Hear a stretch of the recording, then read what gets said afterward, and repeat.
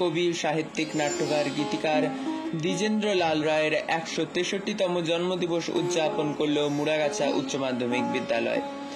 এই অনুষ্ঠানে অংশগ্রহণ করেছিল এই স্কুলেরই ছাত্রছাত্রীরা। সঙ্গীত, আবৃত্তি, নৃত্য এবং শিক্ষক শিক্ষিকাদের মূল্যবান বক্তব্যের মাধ্যমে সম্পন্ন হয় এই অনুষ্ঠান।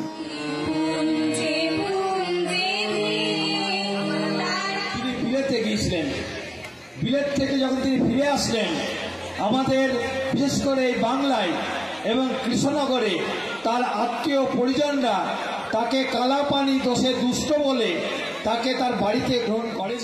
স্থানে আজ কর বিচরণ, পবিত্র সে দেশ, পুণ্যময় স্থান।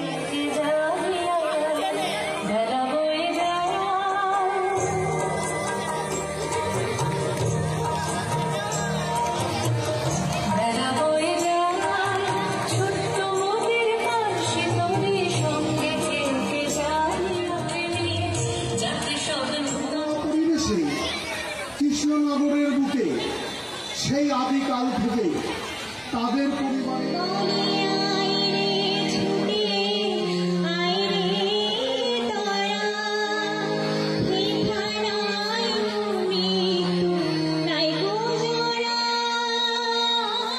নন্দ একদা কাগজেতে এক সাহেবকে দেয় গালি। সাহেব আসিয়া গলাটি তাহার টিপিয়া ধরিল খালি। নন্দ বলিল, আহা করো কি ছাড়ো না ছাই, কি হবে দেশের গলা টিপুনিতে আমি যদি মারা যাই, বলো কবে জতে নাকে দিব।